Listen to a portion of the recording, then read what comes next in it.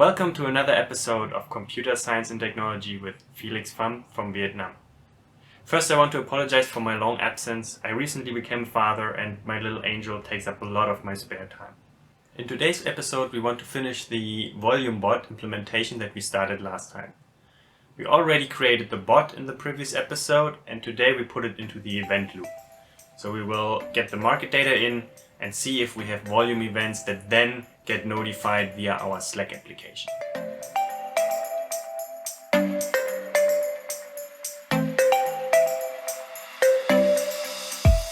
Before we jump into today's episode, I quickly want to highlight a new fundraiser event that was created by the YouTubers Mark Rober and Mr. Beast under the campaign director Matt Fitzgerald.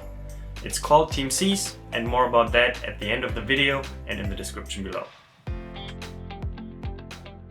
The glue of our application I want to manage in the main.py. So I create a new file, Binance main.py, and in here I want to first think about the structure of our code. So I will definitely use a main method as an entry point. And in this main method, I want to start with some parameters that I need to get from somewhere. So of course I need, again, if I want to send stuff out via our Slack application that we wrote last time, I need to get some key for our bot. And maybe I want to have the ticker defined from outside. So there will be some parameters that our application needs to pass first. And after that, we want to set up our listener. We want to set up threads. We need to make sure that we have both our Binance listener as well as our Slack client ready for action.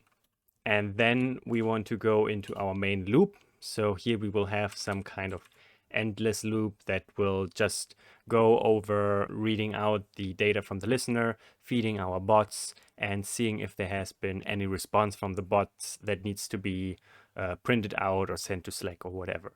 And then at the end, of course, there need to be cleanup. So we need to close all of our We need to close all of our threads.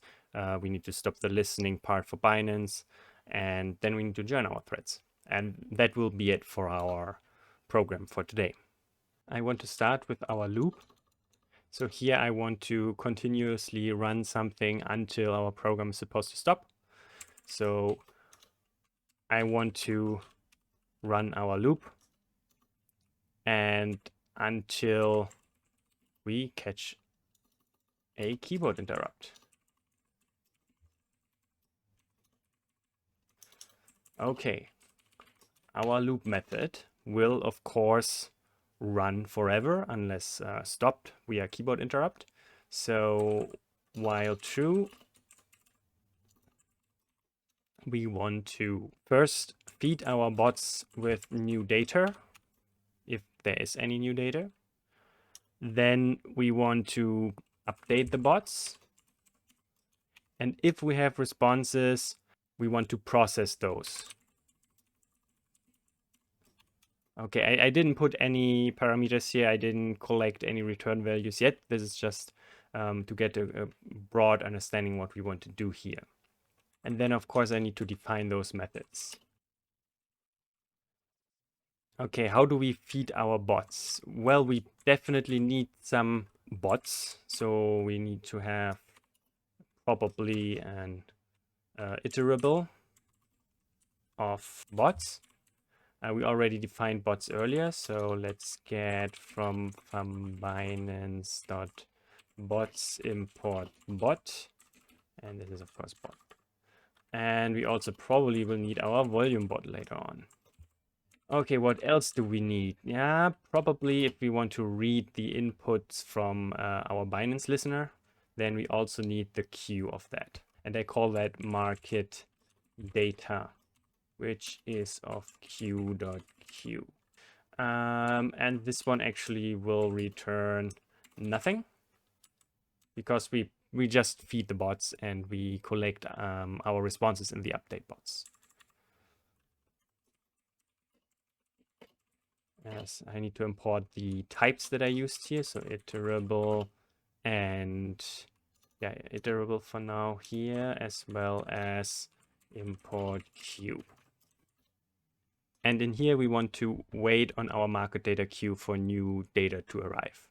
So we try accept queue.empty, and we pass if the queue is empty, then we don't care. And in here, we say while true, our message equals market data dot get.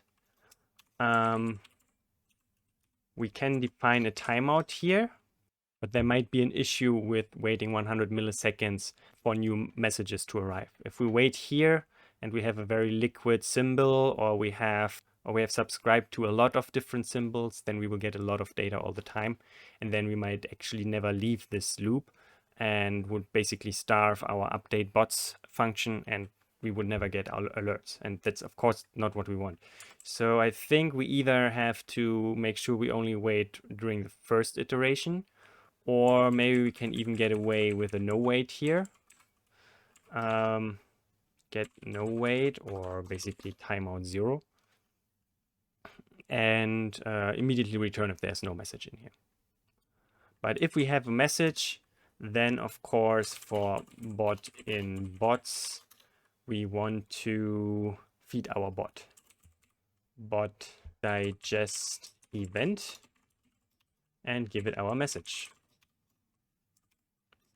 And that's basically it for this method. In the update bots part, we will of course also need our list of bots, because we need to update the bots, and we might need more later, but for now let's work with that first.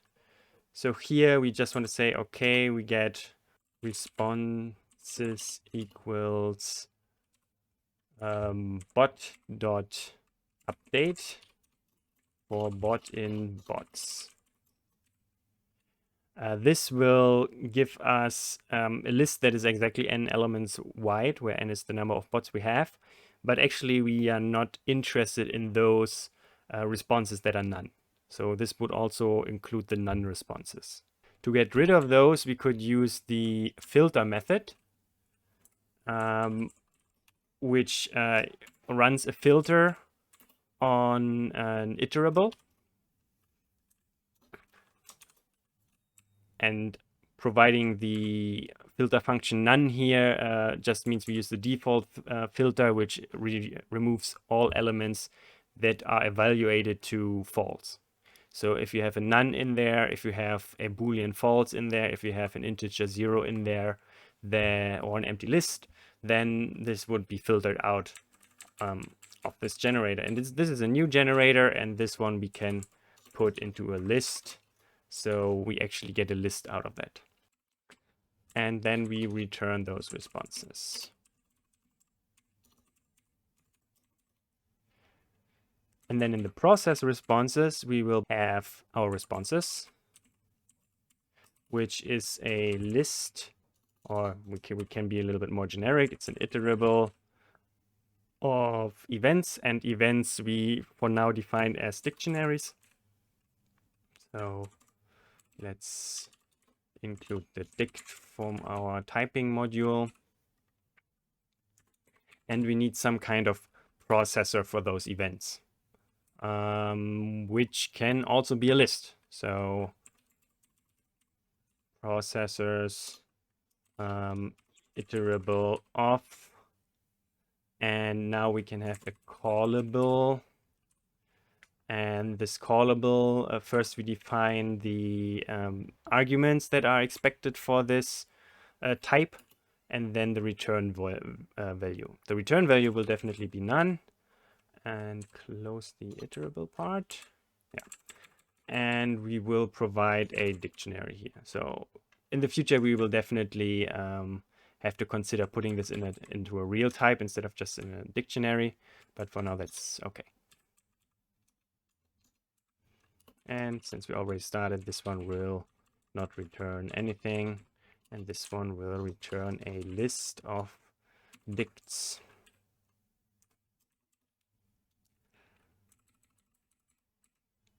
Okay.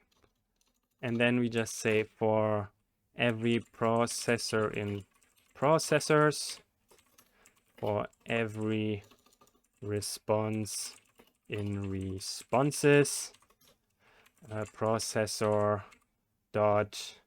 No, we expect that we already get a callable, so we just call the processor with our response. And that's it for the process responses part. Okay, now that we added some parameters to our functions, we can update our parameters here, our signature here. So we said this one expects bots to get and market data. And we have bots as an iterable of bot, and market data is our q.q. Return none. And we don't return anything here in feed bots, but in update bots, we need to provide the bots themselves. And here we return the responses. And in process responses, we need the responses and our processors. And we don't return anything. Okay, processors is an iterable of callable of dict and returns none. So there's one thing we might want to consider here, but we might not need it. So my goal was to actually call the update. So right now we basically would run through that without pause. So if there's no new data arriving through our market data, we would immediately return from feed bots, and then we would immediately call update bots after that, which would start a lot of processing in all of our bots. And yeah, if there's no new data, then this is not necessary. And depending on how many bots we have, this could actually drag on our system. We could say, okay, maybe we only want to update our bots once a second. So I think for now we are okay like that. So we don't have a lot of bots. And for now, it might actually be good if the bots themselves slow down the iteration. But I think it's okay. We could theoretically define some kind of timing construct around that. So we could say last update equals time.time. Then in the update bots, we could also provide the last update. And this one doesn't just return the responses, but also updates the last update for us. And then we would go into update bots and would say, yeah, first off, we also get a last update, which is a float. And we are too long now.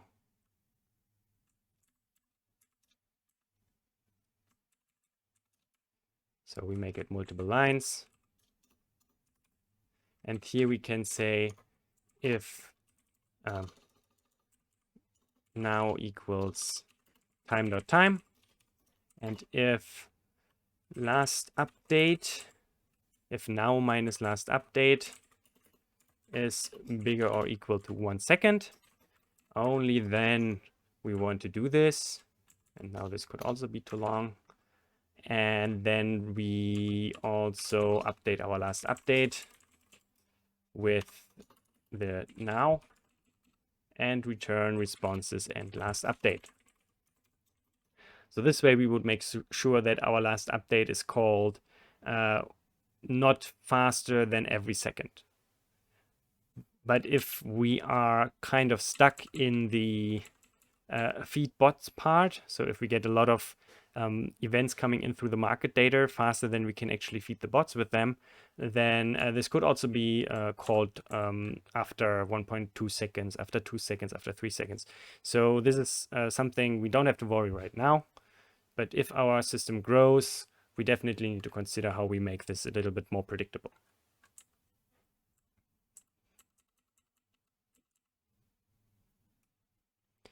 Okay, so now we have our loop ready so far. Now we need to get into the setup and into the parameters that we might have to provide from outside. For the parameter part, I want to make use of the argparse library again.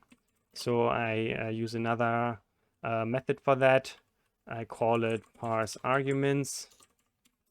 And this one will basically create an argument parser again.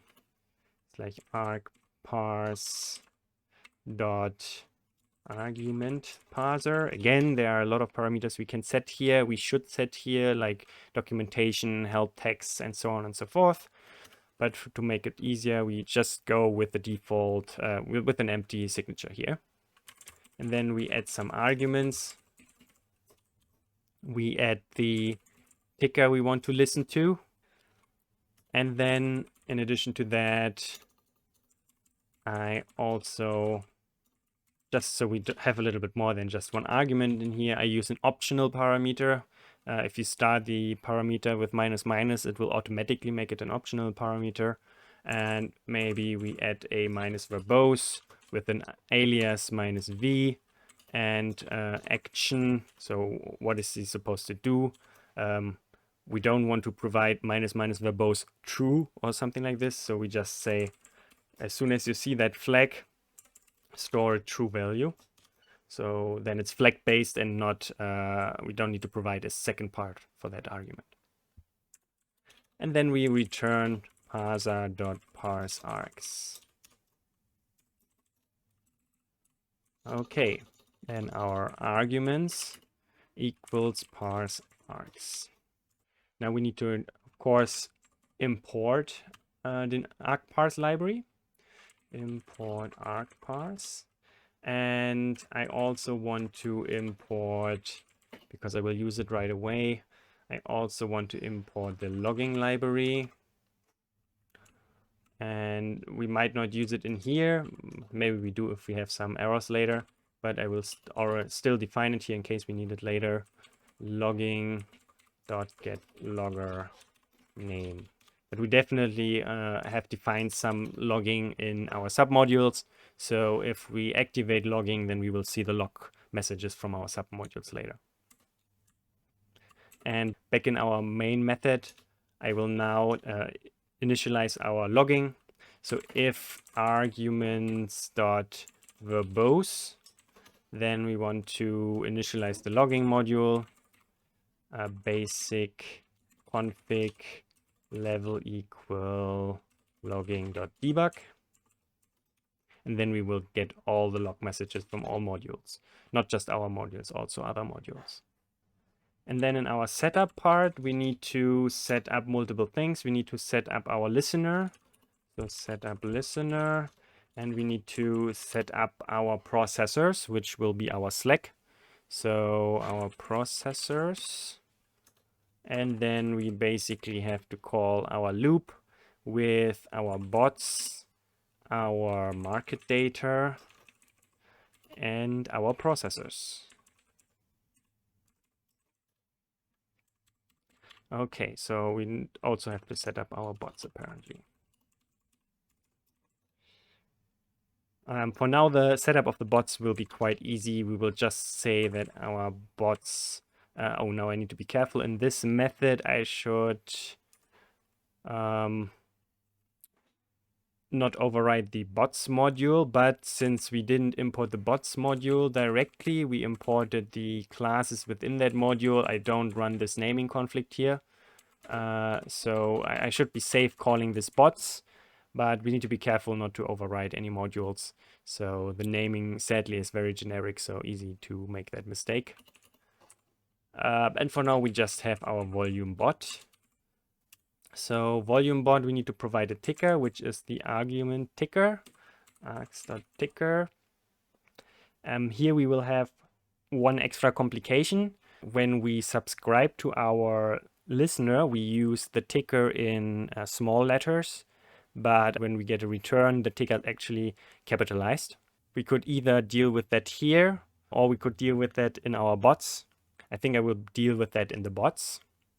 So let's, because we didn't do that yet, let's go to from Binance bots and go to our volume bot, and maybe we deal with that here. So we don't just say our ticker is equal to ticker, but our ticker is equal to upper ticker.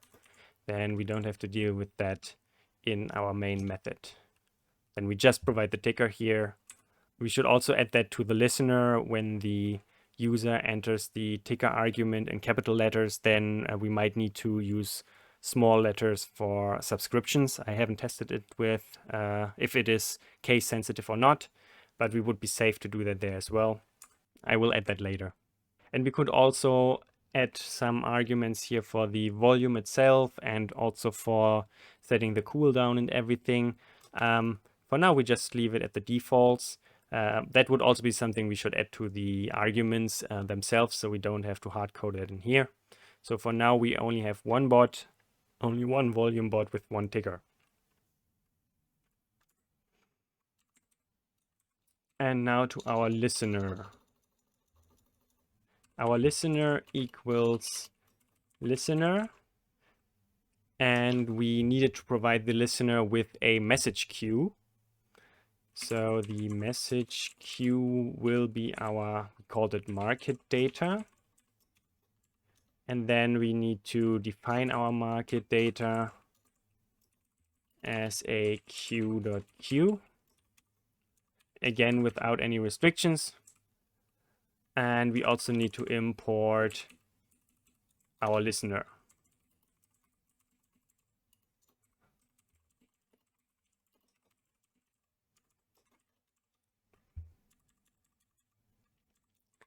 And then we want to put the listener into a thread again. So thread equals threading.thread with the target equal to listener.run.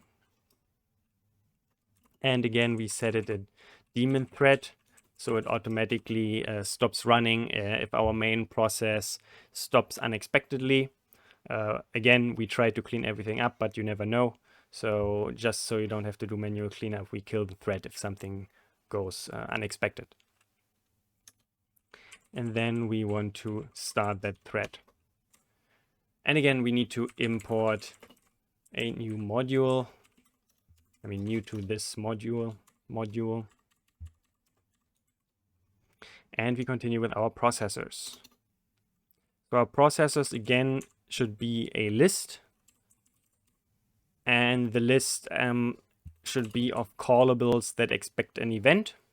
So here, maybe just for testing, we use 2.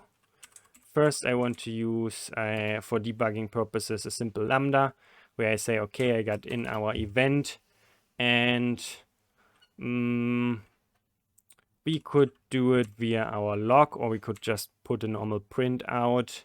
So maybe we do it with a normal log message, maybe info level.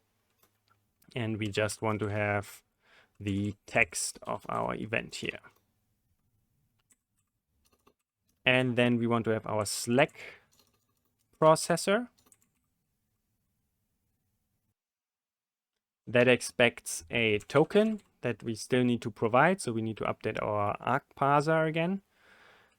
And from that Slack, we only want the print method, which we defined. So let's add our argument here. This will be the token. Maybe we make it optional. So here we say we make it optional, but we don't say store true here. We don't want that to be a flag. So if someone wants to add a token, yeah, then he needs to add the token in addition to that optional parameter here. And we just want to make sure the default should be none, but yeah, better be explicit than implicit here. And then we say, so we just say if args.token, then we want to add the Slack to our processors list. Pen Slack print. Okay, and now this one is small enough to just put it into one line.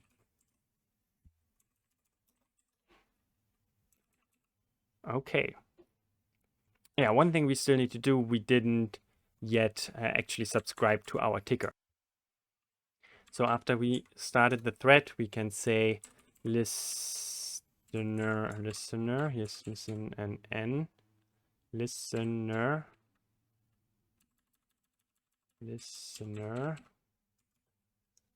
I hope I didn't write that anywhere else. Listener.subscribe aggregate trade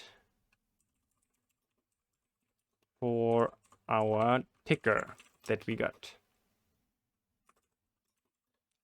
And we should also look at the response here, but I will make it simple and will say, okay, sell log dot info response. And that concludes our setup. What is still remaining is our cleanup at the end. So when our loop is finished, we need to make sure our listener stops.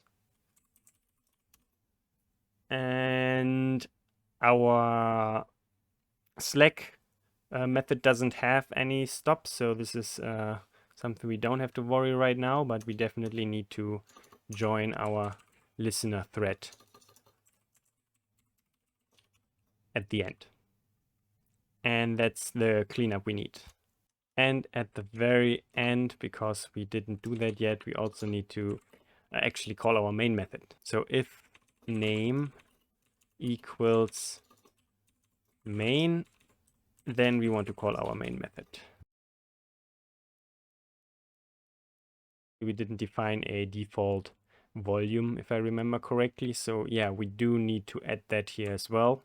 So let's provide that here.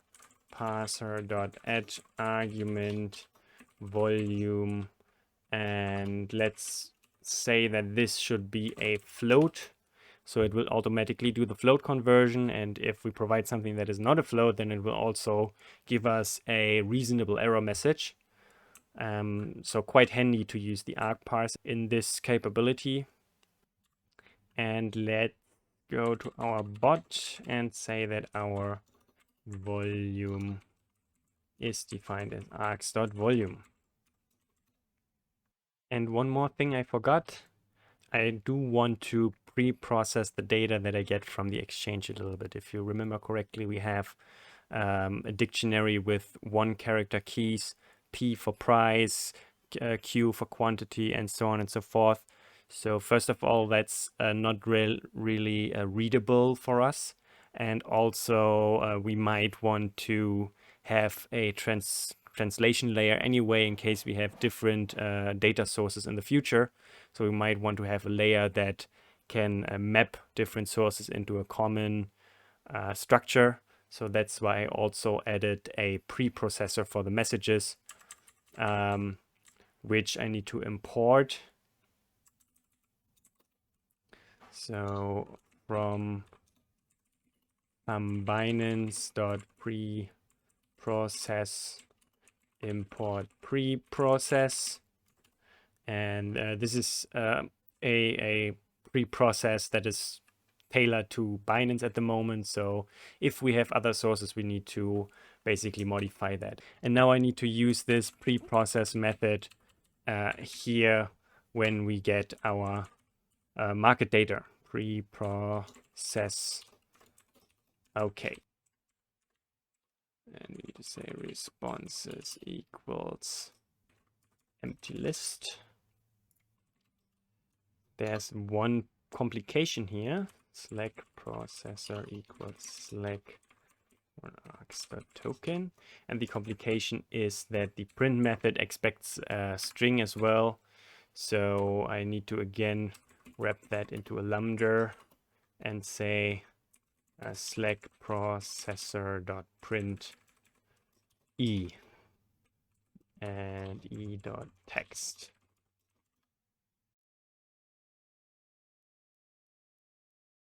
Let's have a look again at our Slack app.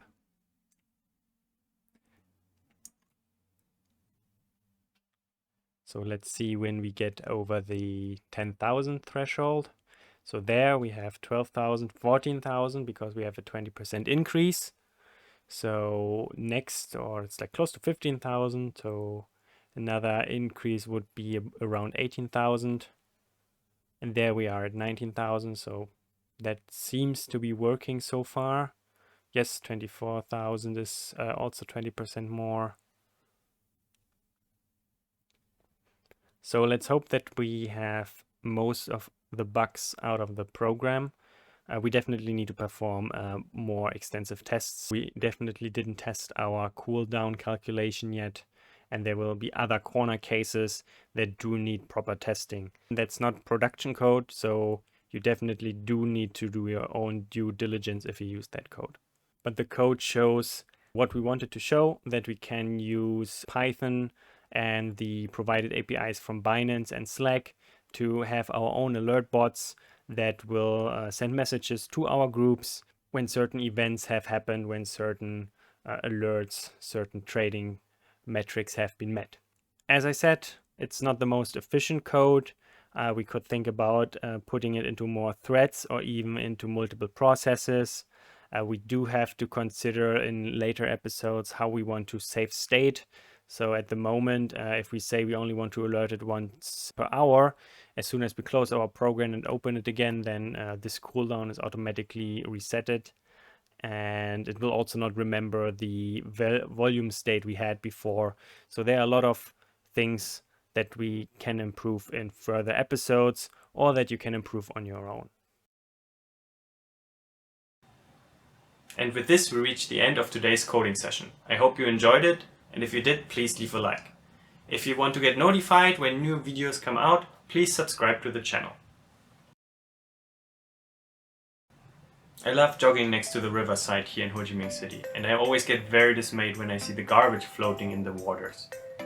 The pollution of our oceans and our atmosphere and the climate change that is caused by the latter are one of the biggest issues that humanity as a whole has to solve in my lifetime. I don't want to start a debate here, but me and in the name of my stake pool that I'm running, I'm supporting Team Seas. For every dollar donated, they will make sure that 1 pound of trash gets collected out of our oceans and beaches. This is not a final solution, but it will give us time to get our shit together. See you next time.